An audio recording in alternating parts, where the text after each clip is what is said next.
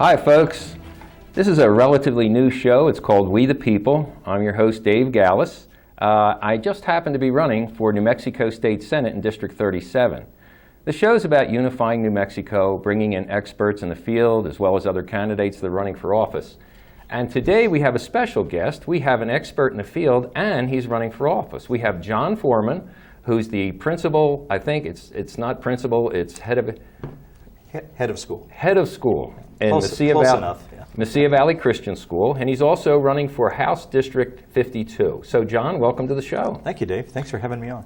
It's great to have an expert and a candidate at the same time. I'll try to be both the best I can. All right, okay. So now can you give us a little background in your what brought you into education and maybe even why did you want to get into politics? Mm-hmm. Sure. I think I wanted to get into education. My father was a social worker, so I was raised in a small agricultural town. I was raised in a Democratic household. My dad was a Democrat. I was a Democrat until I went to college. Unlike a lot of people, I became a Republican in college, where a lot of people are raised Republican and become Democrats. Wow, that's different. It was two issues. It was the abortion issue and it was economics. I took my first economics course. I started to study through some of these different things, the supply side, demand side, and I came to the conclusion back in the 70s the Democratic Party was on the wrong track for economics, and I switched. So I think I went into education because, like my dad, I want to work with people. I want to make a difference with my life.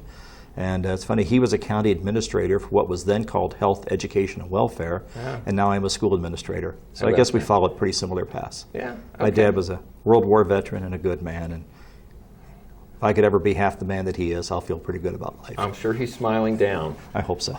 You know, the reason I got involved is because I saw how our country was going down, down, down, and the fellow that I'm running against, Bill Soules, he's the current senator in District 37, and he's the head. He's the top dog in the Senate, in the legislature in New Mexico in education. And New Mexico is either 49th or 50th. It's one of the two. We go back and forth. We're the worst in the union. And if he can't make a difference, who can? So and we've actually dropped in the last 10 years. Oh, there was a time we were 47th and 48th. Well, he's been in there for 8 years as the vice chairman, now the chairman. It's like, okay, I know I can't do any worse, and I'm sure I can do a whole lot better. So that's why I'm getting involved. Sure. Well, and one of the reasons I got involved, I'm very concerned that we are losing the New Mexico that we love. And I feel like somebody's going to have to fight for that and defend that and protect that. And I love the state. I can tell that story a little bit later, perhaps, of how I first came to New Mexico. Sure. But I think we're going to have to fight, or we are going to lose the New Mexico we care about and we love, our culture, our history, our freedom, our way of life. I think it's in jeopardy right now, and that's one of the main reasons that I'm running.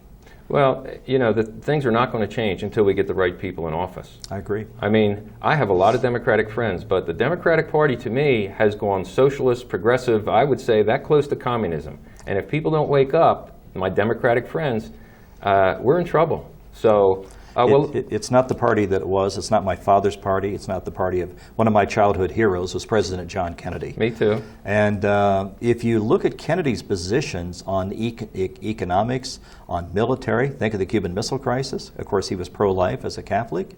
Today, he would be a conservative Republican. Absolutely. And so Jack Kennedy was one of mine. Of course, my name's John. His name's John. He was one of my childhood heroes when I was a kid, growing up in the 60s. But that party has changed dramatically. It is no longer the party that it used to be, and it's leaving a lot of good people behind. And we saw that just in the primary elections this week, when more moderate and conservative Democrats were targeted by their own parties, and they ran a lot of them out, if not all of them out. Mary Kay Papin, John Arthur Smith, a good man. Yeah. And these are reasonable Democrats. If I was a Democrat, that would concern me. Why is my own party trying to run people out? Sure. Because it was, in part, their position on House Bill 51, that radical abortion bill. They would not support it. And there are people on the far left, the progressives in Santa Fe, that targeted literally and funded and went after these people. And they got their own party. They got rid of quite a few of them, unfortunately. Well, that's a shame. That says, folks, we got to wake up here. Yeah. Well, okay, let's talk about education. Now, we have the worst in standardized test scores. So when elected as representative and me as senator, what changes will you make? Well, people are going to think this is really an oversimplification, Dave, but it's really not. We have left so many of our basic standards of education behind, And there's been nothing more tinkered with over the last 50 years in education. And we have done all sorts of hoops and barrels and done this and that. As you may know, we spend about 50% of our state budget on education. I don't have a problem spending money in education. I have a problem with a lack of accountability, with lack of progress, lack of meeting goals, and then every 2 to 4 years, I'm told as a taxpayer, give me more, give me more, give me more. It's not working, we're dropping, but let's spend more money on bad ideas. I don't blame the kids. I don't blame our good, hardworking teachers. They're fine people. I am one of them. They're trapped in a failed system, and we have got to change this. Well, I think in Arizona and Texas, both, we spend more money than either one of those. Yeah.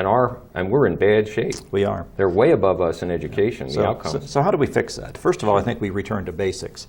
And schools like the school I'm at and other private, non-public schools here in our community, I could probably list all of them. I know them pretty well. We have always stayed with some basics in reading. The state standard for reading is a child should read at 3rd grade. Way too late. Our kindergartners are reading because we teach them phonics, we teach them language arts, we start at a young age. And I think 5 is young enough to start these kids. I don't think you even have to start that at age 2.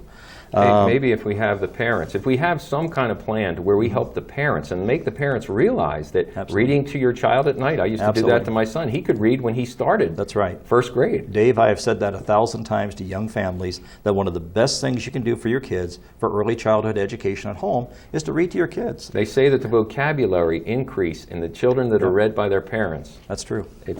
And I tell moms and dads, as soon as they can, have them read to you. Talk about the story, ask questions about the story. Why was the dog running so fast, or whatever is in the kid's story, and talk about reading comprehension. First of all, they gain a love for books. Second of all, it builds their reading comprehension and their language arts skills. Sure. We also need to be working on mathematical skills much sooner. Again, that can start at home. That could be blocks. It could be as simple as that. We do math all the time in our daily lives. Practical math. So we start that at a young age, and also applied sciences. We start that at a young age. Sure. And so the trick is not the age of the child. I think if it's done at 5 or 6 or 7, I don't know if that's critical. I think what's critical that it's done in a quality way, and there's a focus on that. There are some basic fundamentals of education that we have left behind. How about we actually test the students along the way to see if they're proficient before they move into the next step? Well, and there's a lot of different models on that around the country. Common Core is based upon some of that which the public schools are using. Whoa, that doesn't seem to have worked. Well, I tell people, I've been around education almost 30 years now, actually 31 years as a teacher and an administrator. And if you don't like something, give it about one presidential administration. It will change. I remember America 2000 under President Bush the first. Okay. I remember No Child Left Behind under President W. Common Core under President Clinton. Yep. And now we have Common Core from President Obama.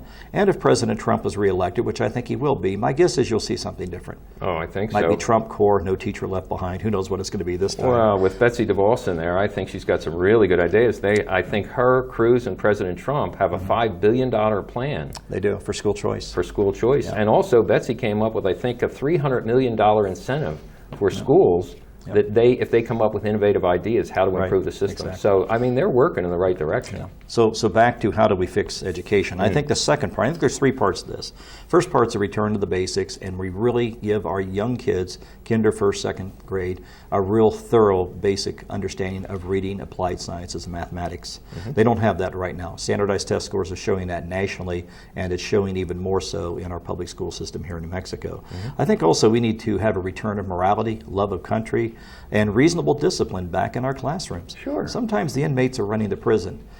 Teachers don't leave education because of money. They don't go into it because of money because they're not wired that way. I didn't go into education for money, and I'm not going to leave it because of money. They leave it over lack of job satisfaction, frustration, and feeling like their life isn't counting for anything. So that's why they're leaving. It's not about raises. It's not. It's about feeling comfortable in your situation and actually accomplishing the goal of teaching children. We all want that in our careers. We want to know that our life has been well spent and our careers have made a difference. And I'm not opposed to teachers making good money. If New Mexico has the highest paid teachers in America, I am all for that if we have accountability, if we assess these programs and make good business decisions. Sure. And if it's not working, I'm tired of throwing money at it. Well, I wouldn't consider our school system to be a professional school system. To me, it's a monopoly. And if you have a monopoly, free market enterprise has proven that That's right. you will get the best, if you have competition, you'll have the best product at the lowest price. Absolutely. And that's why the NEA and AFT are so anti-school choice. It puts it into the free market. It takes the world out of socialism into the world of capitalism, and they're not capitalists. They don't want that free market. They don't want that competition. There are probably 10 other private schools in town, and I'll guarantee you those other 9 make us better. I hope we make them better because we're market driven. If our parents don't like the product, they're not going to put out $5,000 or $6,000 a year to keep buying it. Right. They're going to go somewhere else. I know that. The monopoly of a government school is not going to get better. Right. And from what I understand, my opponent is going to raise probably in the area of $200,000 for his campaign. Now, I'm not going to raise that. I'm not going to ask people to give me You don't that want my kind of money. $200,000 check I brought today? Well, let me rethink that, John. It won't clear the bank anyway, Dave. I'm sorry. But you know, that money is coming from out of state. It's coming from school teachers unions. It's coming from lawyers unions. It's like, why? It's because they want to control the monopoly of the public education system that is not working. That's true. So they're going to keep their power. I'm all for school choice. I think we should have good public schools, good private schools. I support homeschooling. Homeschooling blows the whole funding question out of the water all the time. If it's all about money, last year, this is true almost every year, I track this pretty carefully, there's usually about 90 to 100 national merit qualifiers in New Mexico. And I'll just take a moment, I can't remember the young lady's name. There's a presidential scholar winner from Mayfield High School, I think. I just saw in the paper yesterday. I don't know the young lady's name, but congratulations. That is an incredibly difficult feat to accomplish. That means she's the top of the top of the top in our country. Wow, in Mayfield. Yeah, well done to her. We had a presidential winner years ago, and he was one of 125 young people in America. So nationwide. Nationwide. Wow. So obviously a sharp young person, and congratulations to her and her family. Sure. I'm sorry I don't recall the name. But all that to say, every year, 2/3 of our national merit qualifiers, which comes from the PSAT testing that sophomores and juniors take, come from private schools and homeschools every single year in New Mexico. Wow. And that proves it's working. It is, right. And so now some of those schools are schools that are more expensive, to be honest. The average size of a private school in New Mexico is about 100. And I have been to all 100 of them. students? About 100 That's students. it? That's the average size. Wow. And I travel with the Non-Public School Association as their director about 6,000 to 7,000 miles a year, and I visit about 60 to 70 private schools every year. I've been on a lot of these campuses. Right. I can tell you the name, I think, of Madeline's dog, who is the principal of a small Catholic school in Lumberton up on the Colorado border. Wow. Played basketball with a couple of her kids one day at lunchtime. Nice kids. Okay. And of course, there's the larger, more well-known schools like Albuquerque Academy and things like that. And people tend to think of private schools, they stereotype it to that. Oh, these are just a lot of wealthy people sending their kids to school. Well, that is the exception, not the rule. Even if that's the case. And I've heard of single moms that are working 2 and 3 jobs just to make enough money to take their child to a private school. Now she's paying taxes, and she's paying the extra cost for a private school. And that's not fair even to the rich people. Why should they pay the taxes for public education that's not working, and then pay for a private school because they want the best education? And then, how about the poor people that can't even think about affording private education? They're being left out. They're the ones that are most trapped. And that's why I believe in school choice, not because I run a private school, but because I think these are our children, it's our money. Parents should have more of a voice in that. Sure. I've taught up in the Navajo Nation for 5 years. My wife and I have been foster parents. We have worked with kids and people our whole lives. Well, it's not giving the parent, it's not respecting the parents enough to allow them to choose what school. Well, we're going to take a small break, and we're going to come back shortly, folks, and solve all the problems of education, guaranteed. So stay tuned. We'll be right back with John Foreman, House 52.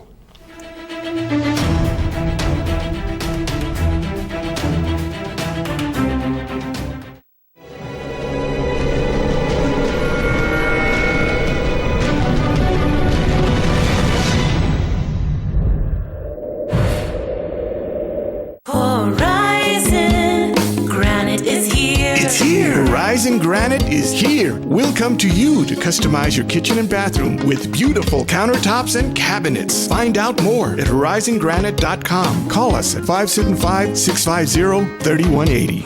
Horizon Granite is here. It's here. Make yourself a beautiful home. Hi, I'm Ray Bamberg with Here on Earth. I would like to invite you for a free hearing evaluation to our office. We've been here in southern New Mexico for 34 years helping people hear better.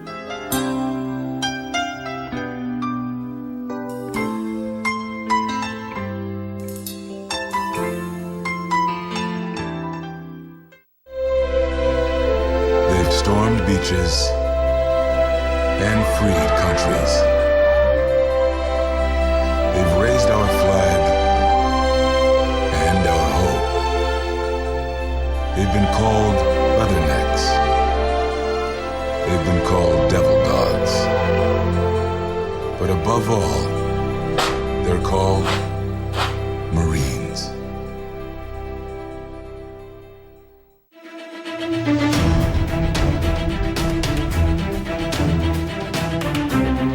Hi folks, welcome back to the show. It's We the People. I'm your host, Dave Gallus, and we are digging into the problems in New Mexico. This week's show is about education. And we usually have candidates on, we have experts in the field on. Today we have both. We have John Foreman, who's running for House District 52. He also is the principal of the Mesilla Valley Christian School. So, John, welcome back again. Thank you, Dave. We hit on a lot of questions. Now, We did. the one question I have is how about the teacher training and accountability of teachers teaching our students? I think it's a good point.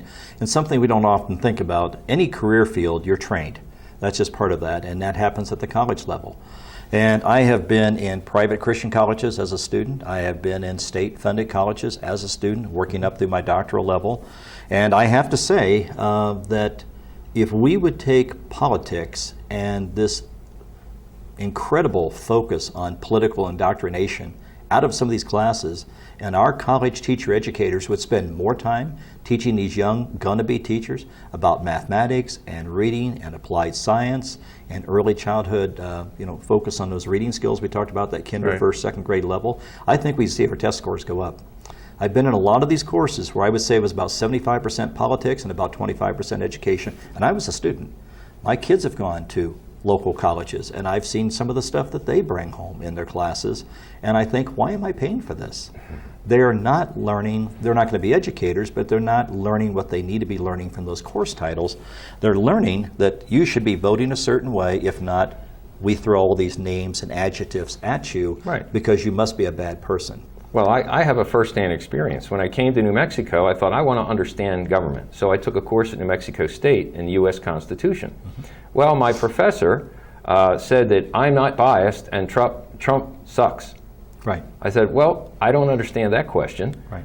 And as it went on and on and on, it was like it was more propaganda than it was Right. American history as it relates to the Constitution. So I said to him one day, I said, Professor, I said, we got this textbook here. I said, there's 13 chapters. The only chapter you're not covering is the bureaucracy. I said, that's the shadow government that makes our laws, not the way it's supposed to be with our Congress, our senators and representatives. He said, no. He says, we need the experts.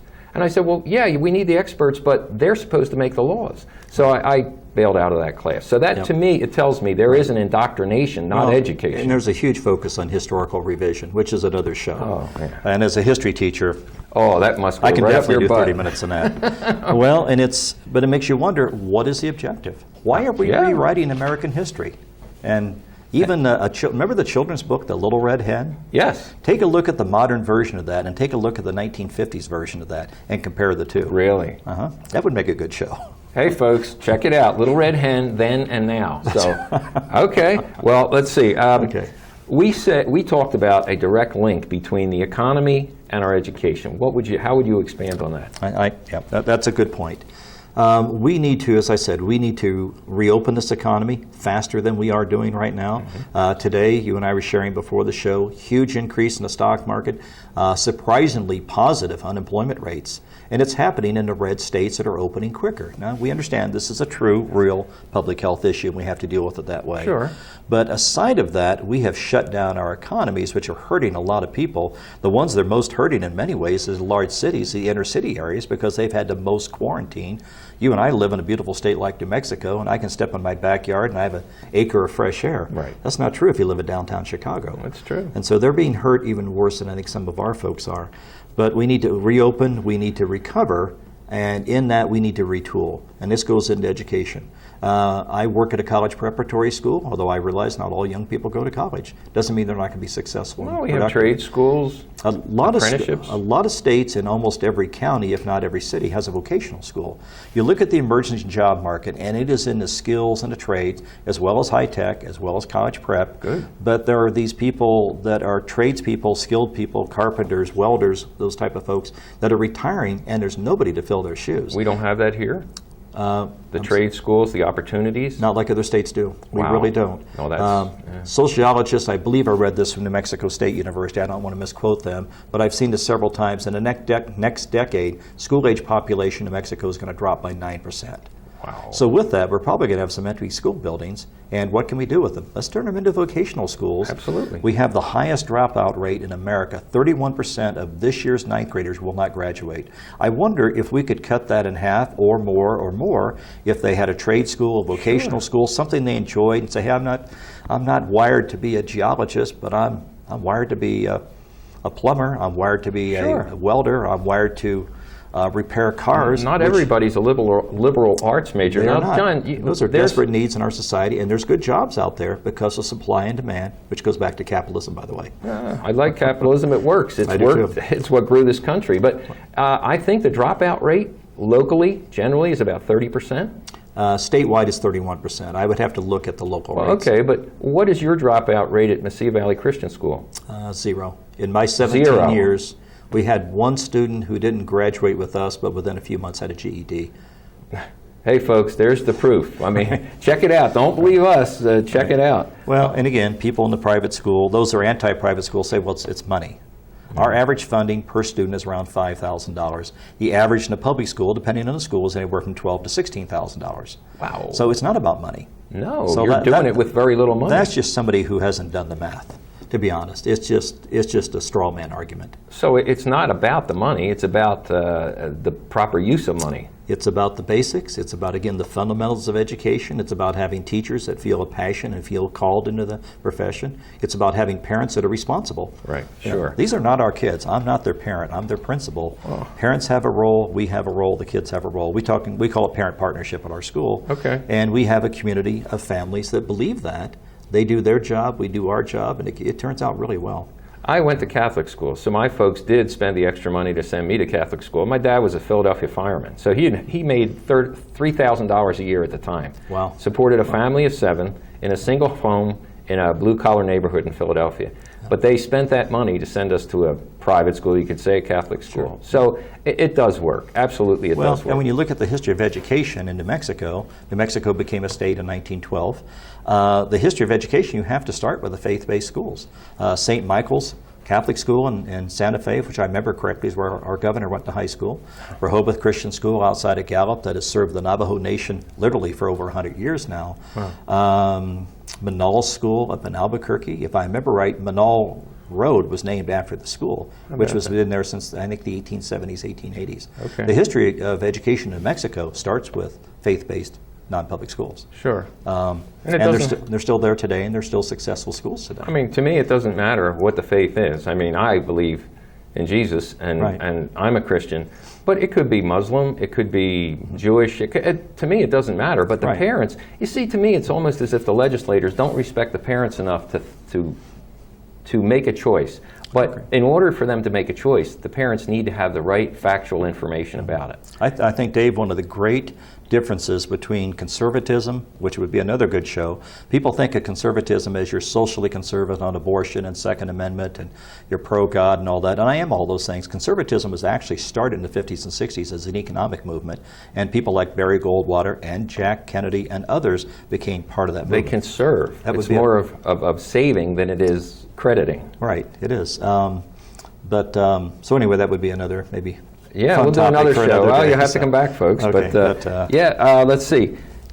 In January, when we're in office, we got big financial problems that we got to Absolutely. face. We got the devaluation of oil and gas, the coronavirus shut down a business, although we got a good report with the Nationwide, Yes. resulting tax revenue shortfall, unemployment. So your platform, I believe, is reopen, recover, and retool. Yes. So how would you I mean, you gave us a good explanation of that, but is there anything else you'd like to add? Well, to the that? state legislature is going to meet later this month, and they're going to be facing about a $2 billion shortfall, it looks like. Wow. So there's only three options. Just think of your family budget. Now, I've run multi-million-dollar budgets for years. You either got to increase revenue, Right. which you got to be pro-gas and oil to do that, and Yeah. we're not there right now. And pro-business. You have to cut spending or you have to raise taxes. So my guess is the two viable options that Santa Fe, the controlling party of Santa Fe, is going to see is let's tap into our permanent fund and let's do huge tax increases. One of the things that started to get me thinking about running for office, there were several key things. One was we had $1 billion budget surplus, and our new governor comes in and raised taxes and fees. Does that make sense? Now, if I remember right, I have to double check this, but I think it's going to cost me more for my license plate for my pickup truck now. Well, and we with had a a surplus. Imagine if she came in with a deficit like we're going to be doing in January. Absolutely. We're going to have to clean up somebody else's mess here. It's money But we can management. do it. There's a way to do that, and I've seen that done through, private schools operate like a business. So really for 27 years, I've sort of managed a business and operated. Plus I've had my own small business. There's ways to do this. This can be done. So I don't want people to think there's no hope. There is hope. We just have to be willing to make the right decisions. Sure. But I think one of the great differences between this far left progressive liberalism we now see in a big part of the Democratic Party and the conservative aspect of capitalism in the Republican Party is, do we trust our people? If we trust our people, we can be over here. If we don't trust them, we better have a lot of rules, a lot of regulation, a lot of control, because our people can't be trusted. It's a classic difference between capitalism and socialism. So to me, when you say trust, I think respect. You don't Absolutely. respect the people enough to make a reasonable decision, but you also have to give them the right factual information so they do. can make the decision. And they have to accept responsibility for their actions, and they have to be held accountable. Sure. I agree with that, and that we go back to educational funding. I have no problem funding schools, public or private. Right. And I understand the publics are going to get most of the money, and whether the privates get the money or not, some private schools don't even want the money. They don't want the entanglement, and they have that right. Right. But we need to hold these decisions accountable.